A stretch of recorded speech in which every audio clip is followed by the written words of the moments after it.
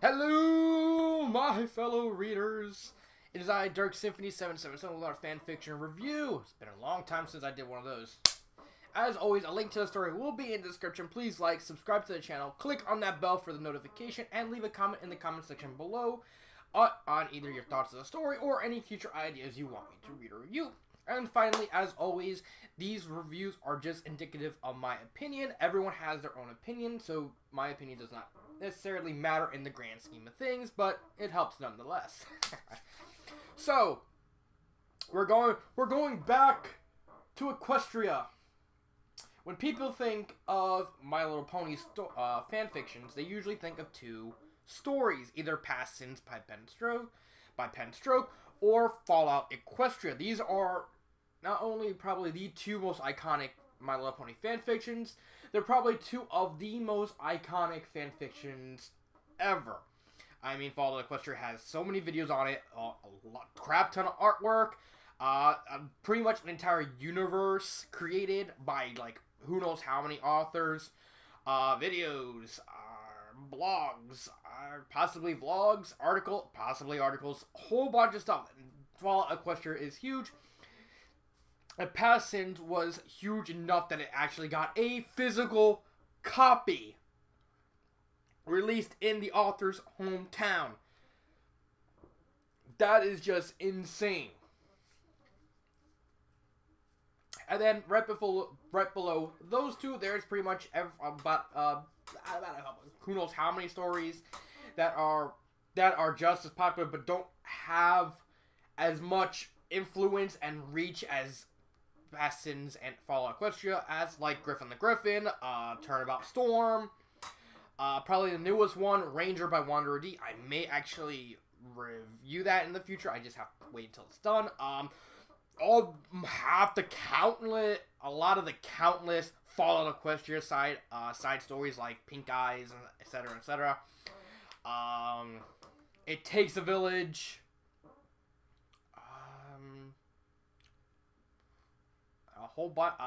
The Daytron stories, Off the Edge of the Map, and Apotheosis in particular.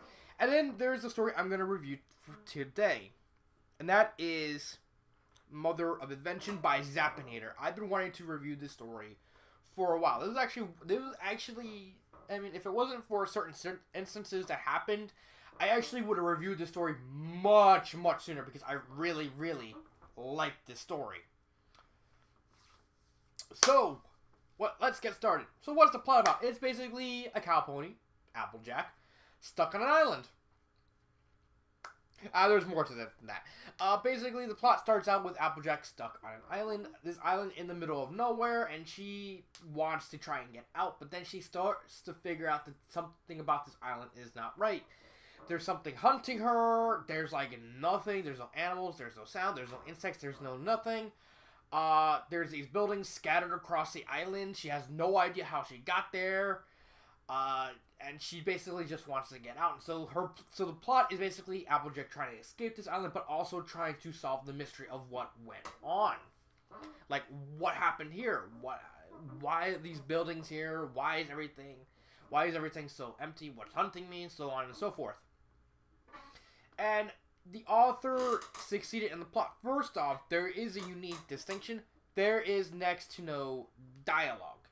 There is, outside of flashbacks and the last chapter, there is barely any dialogue. There's like, and even among the most of the flashbacks, except for like the really big one that kind of explains how Applejack got there, there is barely any dialogue. That is an accomplishment in and of itself.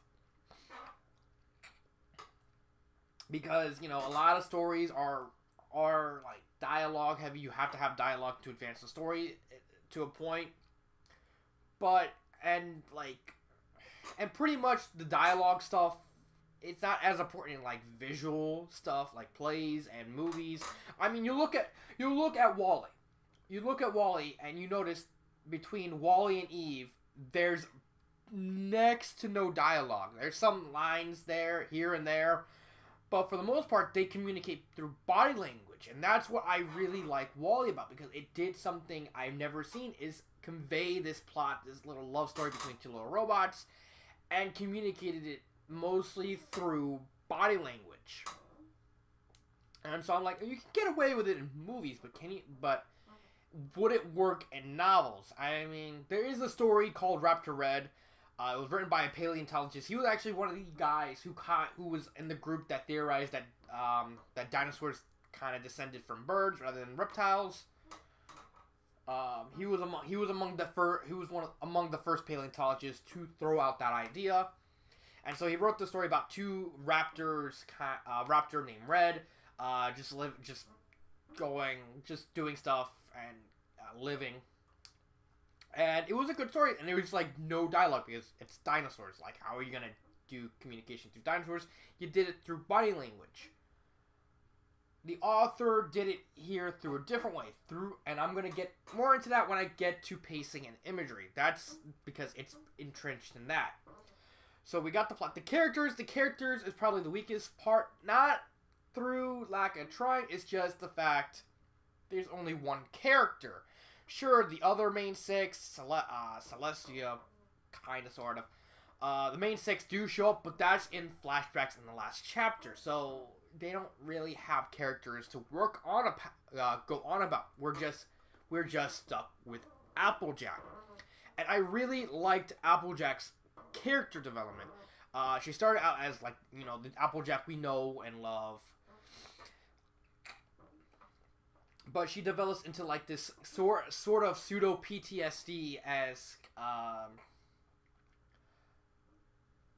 hardened survivor that doesn't know what to believe, who's become paranoid, and the course over that with her, you know, slowly regaining her memories through you know, like, her memory kind of fixing itself, to her discoveries on the island, to her actually stopping the Faraday cage and, you know, making sure she's able to get out, to her getting back into Ponyville, and then, you know, her kind of slowly being paranoid and plagued by nightmares the entire time.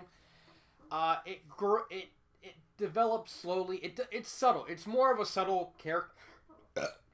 Excuse me. It's more of a subtle character shift than anything, because she still keeps the same aspects of Applejack. I mean, there's a part in the story where she's burning the book. I'll get to that later.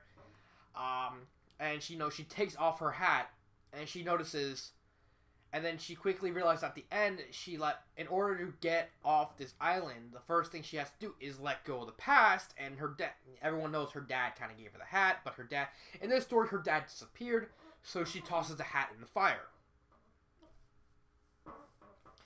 And she all this weight, all this stress, all this stuff she was worrying about, it lifts off, and now she can completely focus on getting off the island, rather than constantly having to focus on, my hat, my hat, and stuff like, and, you know, constantly worrying about her family and what she's getting home, and her family, and all these problems that were burdening on her mind. Was very good. It was subtle, but it was very good. And that's it with characters, because, again, there's not much to go on with only one character. Grammar, I didn't see any grammar errors at all in the story. I could be wrong. Tell me in the comment section if you see anything. Pacing and imagery. This is the big one. So, over the course of the story, we're introduced to all these locales, all these interesting locations, all these decrepit, completely destroyed cabin, a overgrown greenhouse, these security towers, a pier, and all this stuff. And what I think is the most impressive part of the story is the use of atmosphere. Atmosphere is a powerful tool. If it wasn't for the writer's constant attention to detail and building all this atmosphere, all making this island both beautiful but also ominous and terrifying, it probably wouldn't be as good as this. This story, I can actually likens it to anything written by Dean Koontz. Dean Koontz is probably one of my favorite authors of all time. Probably my favorite book of his is Phantoms. I would actually recommend it. Go to a library, find Phantoms by Dean Koontz. You will not be disappointed in that. And what Dean Koontz does because he's kind of like Stephen King and Clive Cussler, in that he does like this really spooky stuff. But what separates Koontz from King and Cussler is Koontz focuses more on atmosphere. He loves building atmosphere. I read enough of his book that this guy relishes building palpable atmosphere. Like, you don't know what's going on, and he doesn't use dialogue to build tension. He builds it through wordplay. He builds it through usage of what's going on around the characters, and subtle and completely subtle details and stuff like that. And I really got a lot of Dean Koontz vibes from Mother Invention, and it was completely amazing. And the level of detail and the wordplay and how to describe everything, and and bringing forth this island full of beauty, but also decay and despair and pure evil. It completely worked, and honestly, and that just makes it all completely epic. Oh my god, Mother Invention is such a good story. In terms of pacing, it needed to be slower. It's 150,000 story, 154,000 words, give or take a couple hundred because of author's notes. But it needed to be that length. If it was any shorter, it would feel too rushed. But if it went on longer, it would have dragged on. This story didn't need to drag. It needed to move when it needed to move, and it slowed down when it needed to slow down. And for that is very, very good. So I get a plus in that part. So, the final thoughts section. Would I recommend the story? I would. If you're into like the sort of atmospheric sort of wordplay and more focused on what's going on around Applejack and all this mystery and suspicion and stuff like that, then go ahead. Favorite part.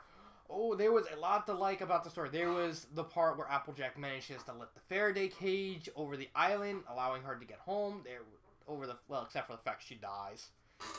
But she gets better. It's like that scene in Monty Python and the Holy Pill. So she turned me into a newt. A newt? I got better.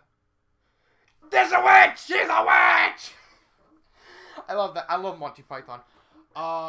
There was a scene where she's weakened and she's kind of helping herself, and she kind of this weird thing kind of attacks her, and she throws a Molotov to scare it away. That was very well done, but the entire thing, the best part of the entire story will have to be the entire chapter of the scientist. The entirety. Yeah, it's not the best chapter. It's not the most exciting chapter, but I will have to say this.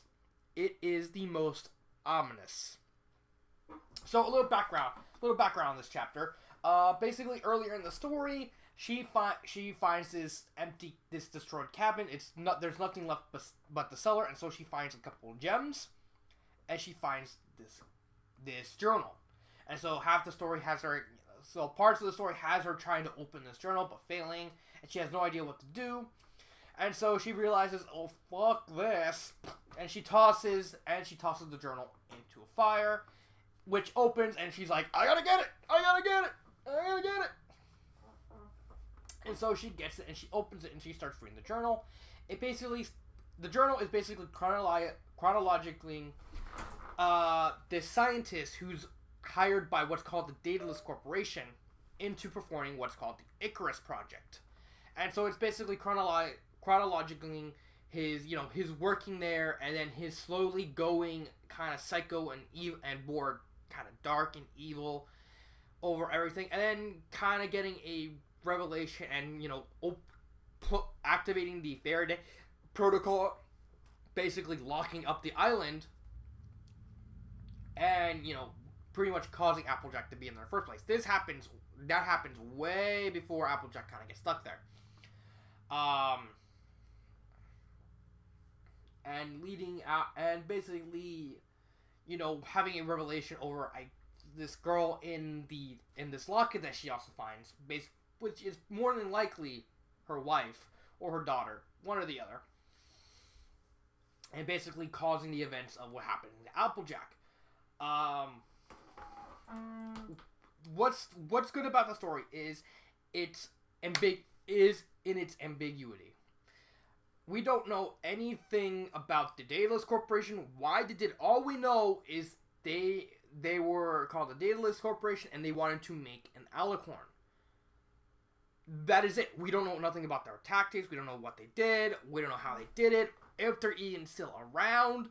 It's to use the phrase, better the devil you know than the devil you don't. And that basically makes it perfect for, what describing the Daedalus Corporation, because you read enough My Little Pony stories, or if you read enough stories, and every time when you get this corporation, there's like this evil corporation, they kind of simplify it, and, they tell you everything over the course of the story, but the ambiguity helps this story a lot. I think that's what makes the story amazing, is the fact that the author didn't go into the detail of at anything. The author left everything ambiguous. Applejack said no one should find out about any of this hence why she burns the journal in the next chapter. So that way, nobody else will find the island. My eye itches. Sorry about that. But everything about that chapter just seeps this corporation into ambiguity. Were they good? Were they evil? Are they still around? Why is their logo Latin of no gods, no masters? What do they have against Celestial? Everything is shrouded. I think, if I remember, General Patton actually had another fitting quote. No, I pressed A. Whatever. Quotes. I believe. Yeah, everyone was. Crap. Wrapped in a. Nope. I can't. I know. Oh, formalistic. I cannot forecast you. The full quote was, "I cannot forecast you the action in Russia. It is a riddle wrapped in a mystery inside an enigma." And that's another quote that encapsulates this whole chapter. It's like, everything's done to make it as ambiguous as possible on purpose. The fact that, the scientist leaves out certain the author leaves out certain details of Applejack, kind of skipping over like half the parts of the journal. The fact that the journal doesn't really go into excruciating details over certain events. All we know is they try to make it alicorn. That's all we know, and that makes it so frightening because it's equal levels SCP, equal levels the Umbrella Corporation, and equal levels possibly no, just those two. Just SCP and Umbrella Corporation. They're equal levels. These two corporation, because and that completely helps it. And everything about that chapter was ominous. It actually slightly frightened me because of the fact that the author did that in such a way that I don't know what's going on. It's like, I'm thinking, could the author actually have a sequel planned? But I think in the whole scheme of things, it's better to not make the sequel. I know a lot of people will say, "Oh, when you got a good story, make a sequel." Not every story needs to have a sequel. A lot of people don't seem to understand that. Not every story doesn't need a sequel. Would I want this story to have a sequel? Yes, because I would actually like more answers to the question about the Daedalus Corporation. Because the simple fact is, I don't know there's nothing about them besides what they wanted to do. Does this story need a sequel? No. This story does not need a sequel. Do people want to see a sequel of it? Yes. But does it need? But that's the question. It's not a matter of does it warrant a sequel. It's like, does people want a sequel versus does it need a sequel? If it needs a sequel, then I'm all for it. But it's part of the reason why, a lot of people don't really like sequels, because of the simple fact, half the time the movie doesn't require a sequel to happen. There's certain instances, John Wick, the Taken trilogy, that kind of warranted 2 movies. The Avengers, maybe not Iron Man, or stuff like, I don't know. I don't know much about movies, but I know about books. And this story, and I will tell everyone here who watches this video, this story does not need a sequel. Do we want a sequel? Yes. Doesn't need a sequel? No.